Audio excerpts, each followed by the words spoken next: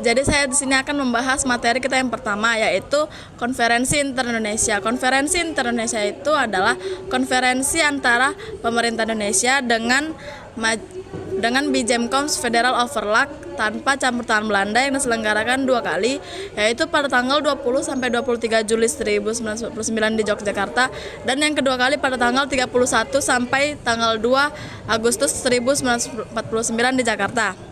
Nah, jadi tujuan dari diselenggarakannya konferensi ini adalah untuk menyamakan pandangan dari pihak RI dengan BFO untuk melawan Belanda nanti pada konferensi meja bundar. Nah, kita masuk kepada Konferensi Inter-Indonesia 1.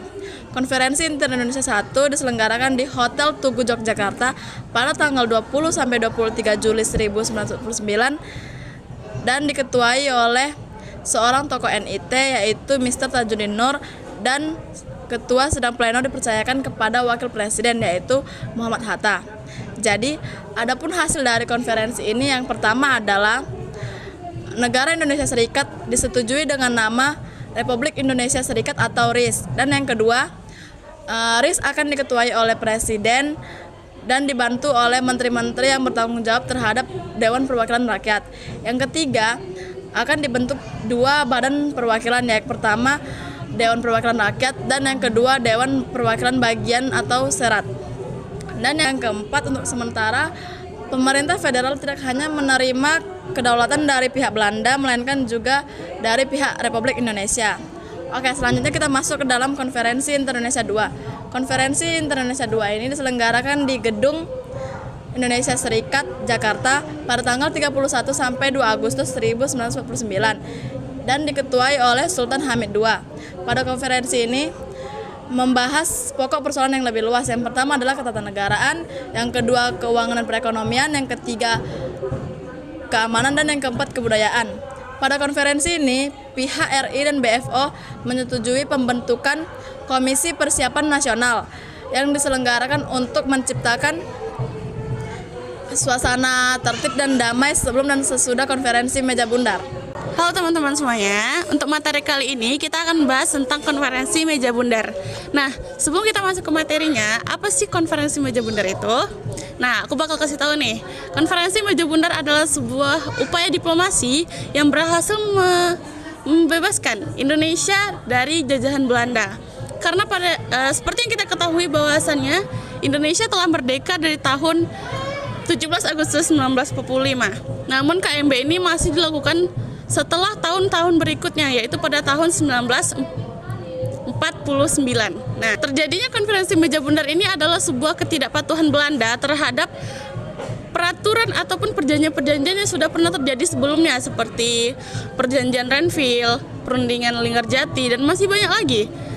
Hal ini terjadi karena Belanda tidak mau atau gengsi buat ngakuin kemerdekaan dan kedaulatan Indonesia ini, teman-teman. Nah, selanjutnya, gimana latar belakang terjadinya konferensi meja bundar ini? Konferensi meja bundar ataupun KMB dilaksanakan di Den Haag, Belanda pada tanggal 23 Agustus sampai tanggal 2 November tahun 1949, yang dimana anggota Indonesia yaitu Dr. Andes Muhammad Hatta sebagai ketua, kemudian ada perwakilan dari UNCI dan perwakilan dari Belanda. Sebelum kita masuk ke anggota-anggota yang mengikuti, UNCI itu apa sih? Nah, UNCI itu adalah sebuah organisasi yang didirikan oleh PBB untuk memediasi dan mengawasi antara Indonesia dengan Belanda agar tidak terjadi perpecahan ataupun keselisih pahaman. Nah, kita bahas anggotanya nih. Siapa saja sih yang mengikuti tentang konferensi meja bundar ini? Yang pertama, delegasi dari Indonesia yang sudah saya sebutkan sebelumnya, yaitu Dr. Andes Muhammad Hatta sebagai ketua dari Indonesia. Dan tidak hanya itu, masih banyak lagi delegasi-delegasi dari Indonesia yang juga datang ke KMB tersebut. Kemudian yang kedua adalah delegasi dari Belanda, yaitu Mr. Van Marsven, dan perwakilan dari UNCI yaitu Mr. Tom Critley. Nah, kemudian setelah terjadinya KMB ini, lalu apa sih hasil yang didapatkan Indonesia dengan Belanda akibat terjadinya KMB ini? Yang pertama yaitu yang sudah pasti, karena hal ini merupakan sesuatu yang inti dibahas dari KMB ini, yaitu yang pertama adalah Belanda berhasil menyerahkan Indonesia kepada pihak Republik Indonesia sendiri.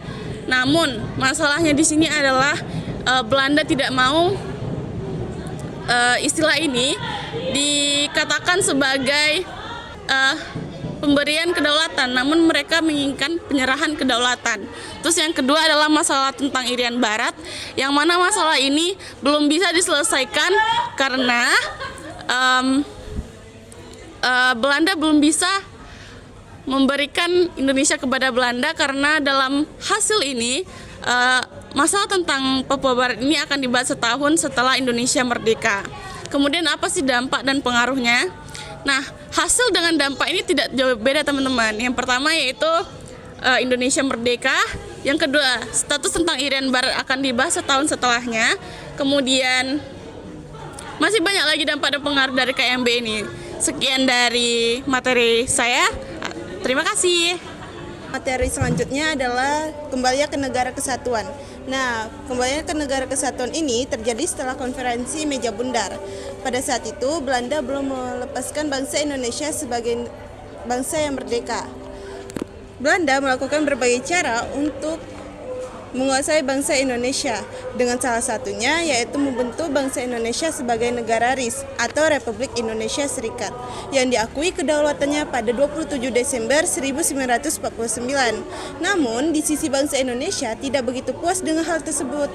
Nah, sehingga dilakukanlah berbagai cara untuk kembali ke negara kesatuan sebagai jati diri bangsa Indonesia.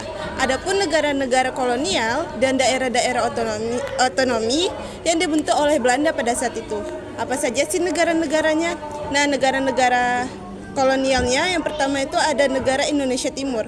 Negara Indonesia Timur ini dibentuk pada 24 Desember 1946 yang meliputi Sunda Kecil, Kepulauan Maluku, dan Sulawesi. Dan yang kedua ada negara Sumatera Timur. Negara Sumatera Timur ini dibentuk pada 25 Desember 1947 dan diresmikan pada 16 Februari 1948, meliputi Kabupaten Langkat, Deli Serdang, Serdang Badagai, dan Simalungun. Dan yang ketiga ada negara Sumatera Selatan. Negara Sumatera Selatan ini dibentuk melalui atas persetujuan oleh Van Mock pada 30 Agustus 1948 yang meliputi Palembang dan sekitarnya dengan Presiden Abdul Malik. Dan yang keempat ada negara Pasundan. Negara Pasundan ini berdiri pada 24 April 1948 yang meliputi Banten, DKI Jakarta, dan Jawa Barat. Nah, yang kelima ada negara Jawa Timur. Negara Jawa Timur ini dibentuk pada 26 November 1948 melalui surat keputusan Jenderal Gubernur Belanda. Dan yang terakhir ada negara Madura. Negara Madura ini dibentuk melalui plebisit dan diresmikan oleh Van Mock pada 21 Januari 1948. Selain dari 6 negara tersebut, ada juga daerah-daerah otonominya seperti Kalimantan Barat, Kalimantan Timur, Jaya Besar, daerah Banjar, Kalimantan Tengah, Jawa Tengah, Bangka, Belitung, dan Riau Kepulauan. Nah, pada saat kembali ke negara kesatuan ini, terdapat tuntutan untuk bergabung ke negara RIS yang sangat kuat dan luas. Tuntutan ini dibenarkan oleh Konstitusi 43 dan 44 yang berbunyi penggabungan antara suatu negara dan suatu wilayah bisa terjadi karena kehendak dari rakyat. Nah, pada tanggal 8 Maret 1950, pemerintah RIS beserta Senat RIS dan DPR mengeluarkan Undang-Undang Darurat Nomor 11 Tahun 1950 yang berisikan tentang tata cara perubahan susunan kenegaraan RIS. Nah, pada saat dikeluarkan Undang-Undang Darurat tersebut, negara-negara kolonial seperti Jawa Tengah, Jawa Timur, dan Madura bergabung di RI dengan Yogyakarta. Oke, baik, di sini saya akan melanjutkan materi yang udah teman-teman dengar sebelumnya, yaitu tentang kembalinya ke negara kesatuan. Jadi, semakin banyaknya negara-negara daerah atau bagian yang bergabung ke dalam Republik Indonesia, maka semenjak tanggal 22 April 1950, negara Republik Indonesia Serikat menyisakan 3 negara bagian. Di antaranya itu ada Republik Indonesia, negara Sumatera Timur, dan Indonesia Timur. Kalian tahu tidak beliau ini siapa? Yap, beliau adalah Muhammad Hatta. Ia juga Perdana Menteri dari Republik Indonesia Serikat. Nah, Muhammad Hatta itu mengadakan pertemuan dengan Sukawati dari negara Indonesia Timur dan Mansur dari negara Sumatera Timur. Di dalam pertemuannya itu, mereka itu mendapatkan kesepakatan bahwa mereka akan membentuk Negara Kesatuan Republik Indonesia. Sesuai usulan dari DPR Sumatera Timur yang mengatakan bahwa pembentukan NKRI tidak melalui dari penggabungan Republik Indonesia, melainkan dari proses penggabungan Republik Indonesia Serikat. Nah, kemudian diadakanlah konferensi yang dihadiri oleh para wakil Republik Indonesia Serikat, termasuk itu ada negara Indonesia Timur dan Sumatera Timur. Sehingga di tanggal 19 April 1950 terciptalah persetujuan yang dituangkan di dalam piagam persetujuan yang isinya sebagai berikut. Untuk itu, diserahkan kepada panitia bersama untuk menyusun rancangan Undang-Undang Dasar Negara Kesatuan. Nah, panitia bersama selain diberi tugas untuk menyusun rancangan Undang-Undang Dasar Negara Kesatuan, ia juga diberi tugas untuk melakukan isi dari piagam persetujuan tersebut. Di tanggal 12 Agustus 1950, pihak KNIP menyetujui rancangan UUD menjadi UUD sementara. Lalu kemudian di tanggal 14 Agustusnya, DPR dan Senatris itu mengesahkan rancangan UUD sementara KNIP menjadi UUD yang dikenal dengan UUD S tahun 1950. Nah, di tanggal 15 Agustusnya, diadakanlah rapat gabungan yang dihadiri oleh Parlemen dan Senatris, di mana di rapat itu Presiden Soekarno membacakan piagam persetujuan tadi atas terbentuknya Negara Kesatuan Republik Indonesia. Lalu kalian tahu tidak, tanggal 17 Agustus apa yang paling berkesan selain tanggal 17 Agustus 1945? Yaitu tanggal 17 Agustus 1950, di mana berakhirnya Republik Indonesia Serikat dan terbentuk kembali Negara Kesatuan Republik Indonesia. Baik, materi selanjutnya akan dibawakan oleh teman saya. Terima kasih. Baik, saya akan menjelaskan materi keempat, yaitu berjudul Peran Perempuan dalam Memperjuangkan Kemerdekaan Indonesia. Seperti yang kita tahu, tidak hanya laki-laki saja yang berperan dalam memperjuangkan kemerdekaan Indonesia, tapi ada juga tokoh perempuan yang memperjuangkan kemerdekaan Indonesia, yaitu melewati organisasi-organisasi perempuan. Organisasi-organisasi perempuan yang pertama yaitu ada Keutamaan Istri pada 1904. Organisasi ini fokus pada kualitas hidup perempuan, namun turut serta dalam kegiatan-kegiatan nasional. Organisasi perempuan yang kedua itu ada Putri Mardika pada 1912. Organisasi ini yang didirikan oleh Ruhana Kudus dan menjadi wadah bagi perempuan untuk menyuarakan dan aspirasi mereka, aspirasi pendapat mereka. Yang ketiga, organisasi Kartini Fonds pada 1914 yaitu organisasi ini organisasi ini bertujuan untuk memajukan pendidikan perempuan. Yang keempat ada organisasi Kerajinan Amal Setia pada 1914, yaitu organisasi ini fokus pada pengembangan keterampilan perempuan dan meningkatkan kesejahteraan ekonomi keluarga. Yang terakhir ada organisasi Aisyah pada 1917. Organisasi Muhammadiyah ini memiliki peran penting dalam bidang kesehatan, pendidikan, dan sosial. Berikut ini merupakan tokoh-tokoh perempuan yang ikut serta dalam memperjuangkan kemerdekaan Indonesia, yaitu yang pertama ada Cut Nyak-Dien, Martha Christina Tiahau, dan juga Nyi Ageng Serang. Tiga tokoh ini merupakan tokoh yang berperan dalam memperjuangkan kemerdekaan Indonesia melalui bertempur melawan penjajah. Lanjut juga ada R.A. Kartini. R.A. Kartini merupakan tokoh yang dikenal sebagai pelopor emansipasi perempuan karena ia yang melahirkan Kongres Perempuan. Lewat Kongres Perempuan, R.A. Kartini banyak menyampaikan tulisan-tulisan yang sangat menginspirasi dan juga mengorbankan semangat perjuangan perempuan Indonesia. Semasa hidupnya R.A. Kartini terus memperjuangkan kesetaraan perempuan hingga kegigihannya pun membuahai hasil, yaitu didirikannya sekolah wanita yaitu oleh Yayasan R.A. Kartini di Semarang pada tahun 1912. Lanjut juga ada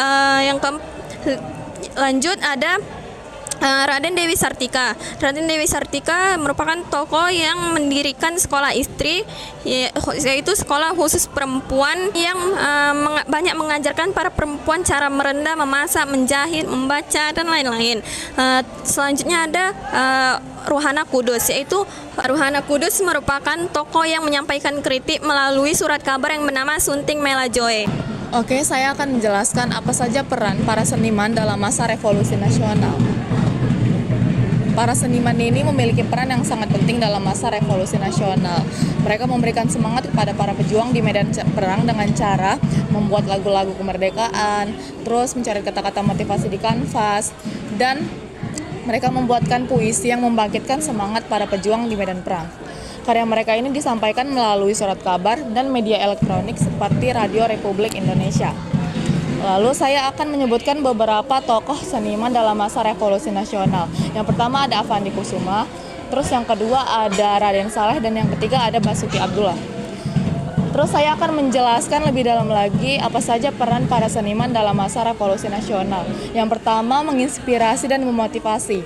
Terus yang kedua mengabadikan sejarah.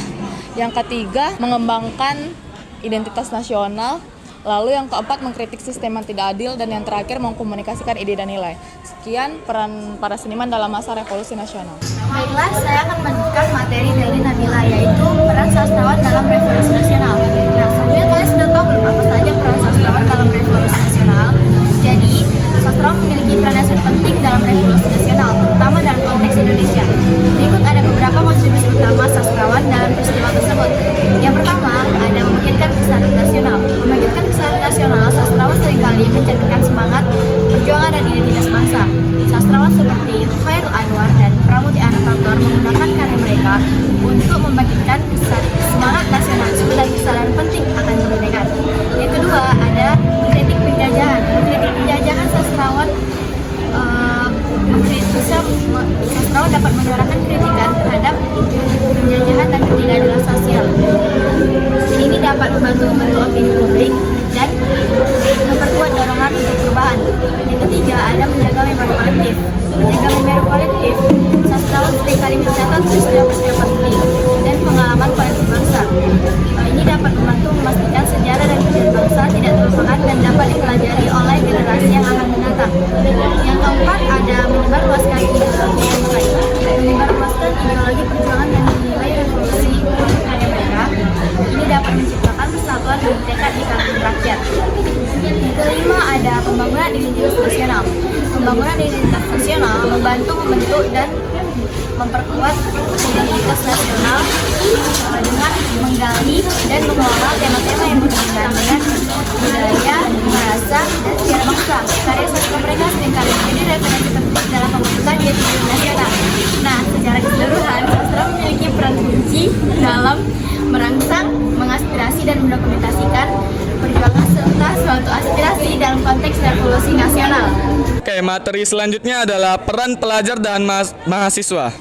Keinginan Belanda untuk kembali menguasai Indonesia memunculkan komitmen seluruh masyarakat untuk kembali berjuang mempertahankan kemerdekaan, khususnya bagi kalangan kelompok pelajar. Pada 17 Juli tahun 1945, para pemuda setingkat SMP dan SMA di Surabaya berikrar untuk berjuang mempertahankan kemerdekaan.